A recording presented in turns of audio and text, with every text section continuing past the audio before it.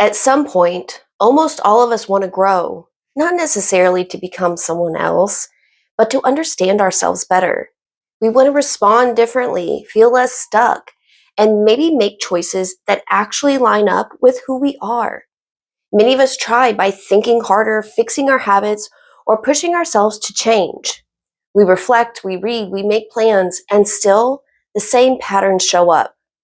Mindfulness offers a different approach, not more effort, but more awareness. You don't need any previous experience with mindfulness to be here. There is no right starting point. Mindfulness isn't something you progress through in steps. It's a way of paying attention that meets you exactly where you are. Today, we are exploring how mindfulness supports personal growth, not as a system you have to follow, but as a skill that helps you work with what's already here with more clarity and choice. Hello, and welcome to Torches, Yoga, and Mindfulness. I'm Lauren, and I'll be your coach. If you are curious about mindfulness, healing, and practical habits that actually work, you're in the right place. Here we focus on simple but powerful practices grounded in ancient wisdom and modern science to care for both our minds and bodies. So make sure to hit that like and subscribe so you don't miss what's next. When we talk about personal growth, we often picture becoming calmer, more confident, more healed, or evolved. But from both a mindfulness and neuroscience perspective, growth isn't about adding something new to yourself, fixing yourself, or changing who you are. It's about changing how our brain and nervous system relate to experience. But simply, personal growth is the ability to pause, notice what's happening, and respond with intention instead of running on autopilot. And that's not just a mindset shift, it is a measurable change in our brain. That's why we have Misty Mindful today. So when we are stressed, triggered, or overwhelmed, the activity increases in areas like the amygdala. This is the part of brain involved in threat detection and emotional reactivity. It's down in here. And its job is to keep us safe, not to help us grow. And really, the amygdala would rather have something familiar, no matter how toxic it may be for us, opposed to something new that it doesn't know what to anticipate. And in those moments when we are frustrated or stressed, the brain prioritizes speed over insight. It wants to react now and explain later. Mindfulness practices strengthen communication between this reactive system and the prefrontal cortex, this part that sits right behind our forehead. And it is responsible for our awareness, our decision making, our emotional regulation, and perspective taking. This matters because growth doesn't happen when we're stuck in survival mode. It happens when the brain has enough safety and space to reflect. Mindfulness also engages areas like the insula. On my model, it's kind of hidden, but it's deep in here. This little tucks in here, this fold. This helps us sense what's happening in the body. This is important because many of our patterns don't show up as thoughts first. They come as a tension, a tightness, or an emotional charge. When we're able to be aware of these signals, we interrupt unconscious habits before they turn into automatic behavior. So growth isn't about forcing yourself to think differently. It's about creating an approach to our lives and an environment where our brain can update old learning. That's why awareness comes first. Awareness comes before action always. Without it, we are just reinforcing our existing patterns. With it, even small moments of noticing can create meaningful change over time. That's what our mindfulness practices are training. Not perfection, not constant calm, but the ability to notice, pause, and choose. And all this is why mindfulness is so powerful and effective for personal growth. It doesn't tell us who to become. It changes how our systems learn from the experiences we have. Once we understand what's happening in the brain, a lot of our frustrations around growth kind of start to make more sense. Like I mentioned at the beginning, a lot of us try to grow by correcting or trying to fix ourselves. We try to analyze what went wrong. We set new intentions. We tell ourselves to do better next time. And while those things can be helpful, they don't actually touch on the deeper patterns that keep repeating and keep us stuck. That's because change doesn't happen at the level of correction. It happens at a level of awareness. When we try to fix a behavior without first noticing what's driving it, we usually just end up reinforcing the same loop. The mind tightens the judgment, or the mind tightens with judgment. Nervous system stays activated and our brain defaults back to what it knows. Mindfulness slows that automatic process down. It gives us just enough space to see what is happening as it's happening. A thought forming, an emotional surge, a familiar body response. And in that moment of noticing, something important shifts. When we are able to create that pause, that liminal moment between stimulus and our reaction, we are no longer inside our old reactive patterns.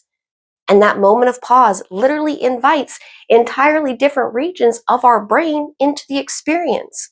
The areas involved in reflection, learning, and choice. This is why mindfulness is often described as creating a pause. Not a dramatic one, not a perfectly calm one, but a functional pause. Long enough to recognize that this thing is happening before we decide what to do with it.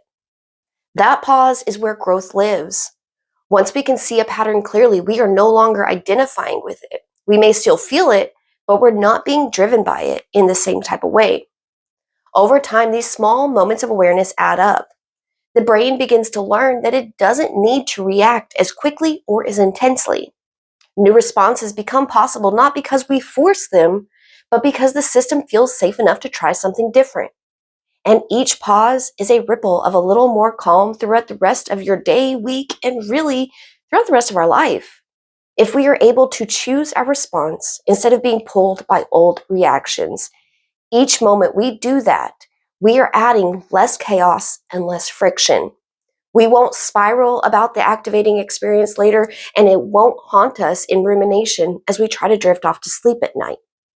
So, rather than starting with trying to change something about yourselves, we start by learning how to notice what is already here. So, practice number 1 is a mindful reflection. Take a moment now or later today. You don't have to journal it, but journaling does keep our prefrontal cortex engaged so that we don't slip into rumination and judgment. So you don't have to, but it is the most effective way to do reflection work. Take a moment to reflect on one challenge you're currently facing, not the biggest one necessarily, just something that's real. Then ask yourself, what story am I telling myself about this? Notice what comes up without judging or correcting it. Don't argue with it and don't try to force a positive spin on it. Just observe. This practice builds the ability to see our inner narratives clearly, and when a story becomes visible, it stops running the show from the background. That's growth. All right, so when people hear the phrase growth mindset, they tend to see it framed as thinking more positively or believing more in yourself. But at its core, a growth mindset is much more simple than that. It's the understanding that our abilities, patterns, and responses aren't fixed. They're not stuck in here forever. It's not just who we are. It's an understanding that what we are experiencing right now doesn't define us forevermore. And mindfulness supports that in a very practical way. When we practice noticing thoughts rather than automatically believing them, we start to experience them as events in the mind, which is all they are, and not facts about ourselves. A thought can arise, feel convincing, and still be temporary. This changes how we relate to challenges in our lives. Instead of interpreting difficulty as a personal failure, mindfulness helps us to see it as information, something to learn from rather than something that defines us.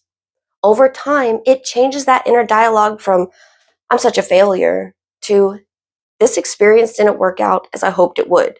What can I learn from it? And this is where mindfulness and growth mindset overlap.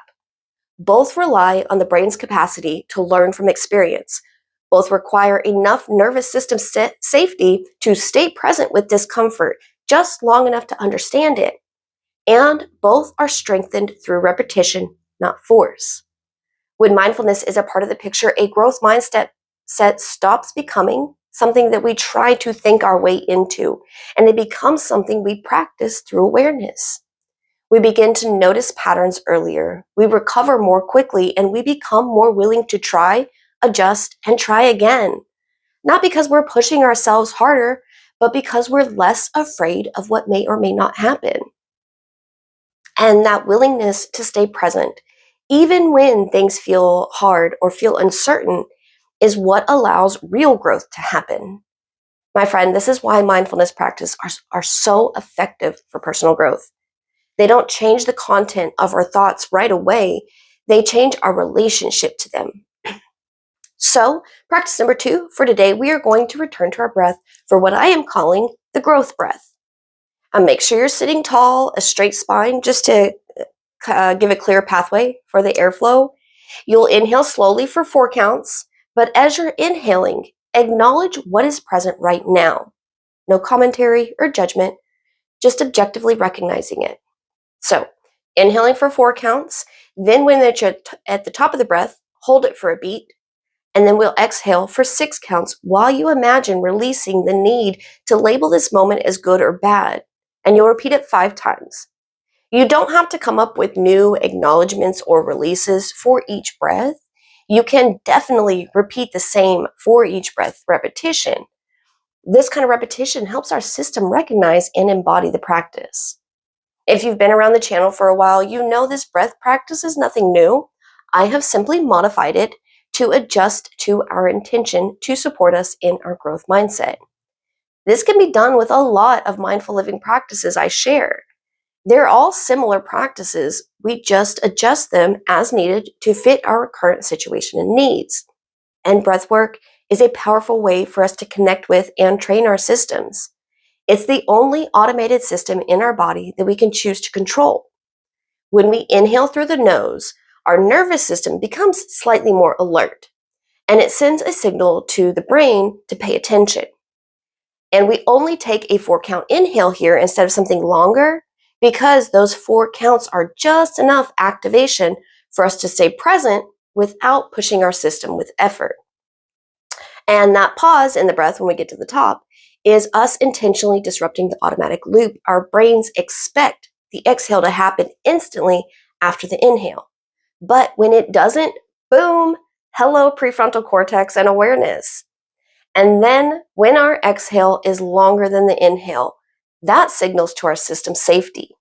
It stimulates our vagus nerve, which we know helps shift our body from fight or flight into rest and digest, where regulation and learning are actually possible.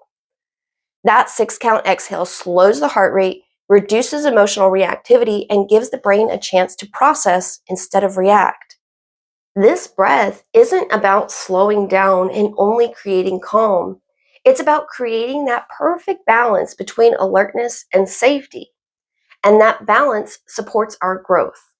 Let's try it now together. Remember, it's a 4 count inhale to acknowledge what is here and now, 1 count hold, and a 6 count release, imagining pushing out the urge to label and judge. Maybe you picture the words falling out of your head, or maybe they're a dark cloud and your exhale blows it away. Sitting tall as you're ready. Ready to inhale for 4 counts. 1, 2, 3, 4. Now hold for 1 count and exhale through the mouth. 1, 2, 3, 4, 5, 6. Let's do that one more time. Inhale 4 counts. 1, 2, 3. Acknowledge. 4. Hold. Exhale and release. 2, 3, 4. Goodbye judgment. 5, 6.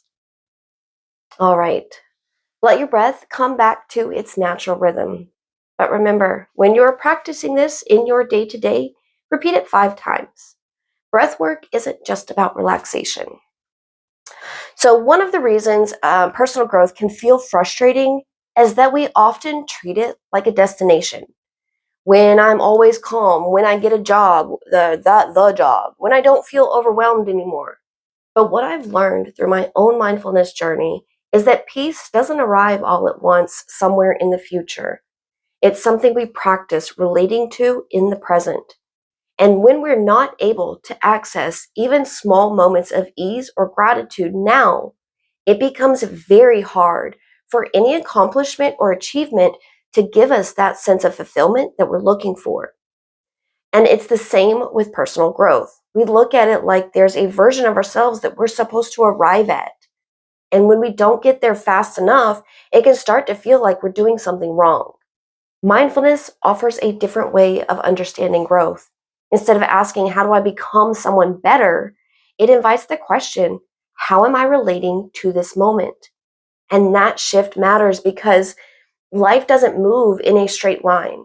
There isn't a fixed route or a final version of you that you're meant to reach. There are changing circumstances, relationships, emotions, and seasons of life that constantly ask for new responses. This is where the idea of mindfulness as a compass becomes really helpful. A compass doesn't tell you where you should be. It doesn't tell you which route to take or how fast you should be moving. It simply helps us orient to what is true in the moment so that we can move with intention. That's mindfulness. It helps us notice when we are acting from fear, habit, or old conditioning, while also helping us to recognize when our choices are coming from clarity, values, or care. With mindfulness, growth isn't about getting rid of discomfort or uncertainty. It's about becoming more skillful at meeting them. When awareness is present, even difficult moments become workable because we're no longer being resistant and fighting the fact that they are here. That changes how we move through our lives. We don't need certainty because we trust our ability to adjust and recalibrate and respond instead of react. With that self-trust, growth becomes not something we strive for, but something we live. All right. I do have one more practice for y'all today. It's another reflection one, but this one I want you to try at night or whenever the end of your day is. But I want you to reflect on these questions. What did I notice today that I wouldn't have noticed before? Where did I pause instead of reacting? And what's one small adjustment I might try next time? And keep the judgment and commentary out of your reflection. This isn't an opportunity to pressure yourself for growth, but an opportunity to practice compassionate curiosity. Curiosity keeps us open to learning. All right, friend, we've talked a lot today about awareness, staying present, and how mindfulness supports real lived growth. And if you've been watching, you'll know this theme comes up often, not because it's a concept to memorize, but because presence is something we practice again and again and again in ordinary moments. But staying present isn't always as straightforward as it sounds. Sometimes the things that feel like we're being mindful are actually keeping us stuck. We reflect, we analyze, we evaluate ourselves, and without realizing it, judgment sneaks in. Judgment can look like awareness, but really it narrows it. It turns noticing into labeling and learning into self-criticism. That's why next week, we're going to slow this down even further, and we're going to talk about what it really means to stay present in real life, what presence actually looks like day to day, and some of the common ways we unintentionally block it from ourselves. One of the biggest of those is judgment. I did do a video last year on how judgment hinders our awareness, and if you haven't seen it, I'll have it linked in the description below. And really, if you did, it's really been about a year, so a gentle reminder can be helpful. For this week, as your coach, I invite you to keep things simple with this homework. Return to the reflection practice we talked about earlier. The questions, I'll have them down in the description as well. Give the breath work a try and revisit that video on judgment and awareness. Remember, friend, personal growth through mindfulness isn't about fixing yourself. It's about learning to stay present long enough for insight, choice, and change to emerge. The more we practice awareness, the more workable and doable life becomes. Growth doesn't happen all at once. It happens in small moments of clarity repeated over time. And mindfulness helps us recognize those moments when they're already here. Friend, thank you so much for sharing a piece of your day with me. Stay present, stay kind to yourself, and me and Misty Mindful will see you soon.